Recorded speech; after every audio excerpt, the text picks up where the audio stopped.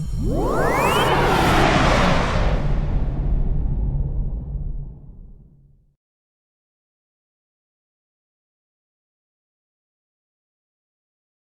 back, exercisebay.com, filming at Results Plus Personal Training in Hamden, Connecticut.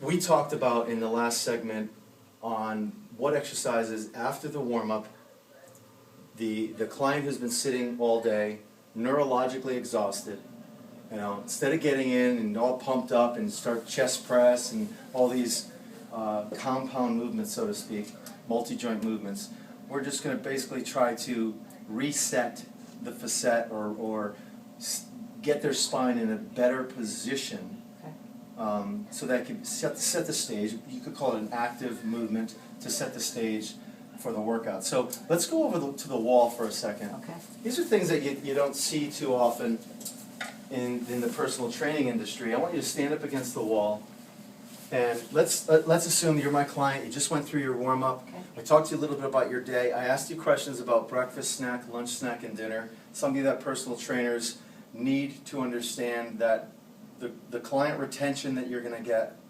in the future when you start doing training on a regular basis is really based on the results and the goals and the objectives that you're applying to the client, and they're actually coming back and saying, yeah, I lost another 1.5 pounds this week, I'm feeling great, that pain in my low back is gone.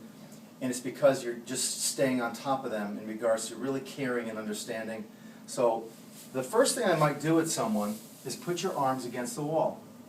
I'll have you stand away from the wall just slightly, and I'm going to ask you to do that shoulder extension concentrically. So one of the prime movers here are the triceps, because your arm's in the straight position. You're going to karate chop the wall a little bit, and I'm going to ask you to keep your body as stable and as strong as possible, like in that plank position, and push yourself away from the wall with your arms. So everything comes forward. Hold that position. Doesn't seem like much, but this is activating the scapula, humeral, rhythm coming back with the shoulder blades. All the muscles, the postural muscles of the upper back are contracted. I'm making sure that you're not elevating, you're not. I'm making sure your cervical spine is neutral, that you're not dropping your chin. I'm making sure that you don't go into hyperextension of the lumbar spine by throwing your hips forward. Okay? I just want you to stay straight. I want you to slowly or eccentrically go back towards the wall and push yourself away from the wall. Okay? Let's do a few of those. Just a couple, so you can see the range of motion. You're going to start to feel a level of tension. Talk to me. Where? I guess I mostly feel it in my triceps. Okay. I want you to think about drawing the shoulder blades back with it as you come forward. Get that concentric contraction. Rhomboids. There's a few of the rotator cuff muscles in there as well. Yeah.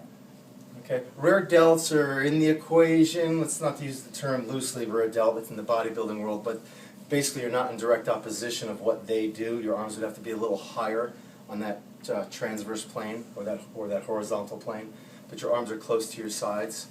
Isn't this similar to a row? Yeah. Yeah.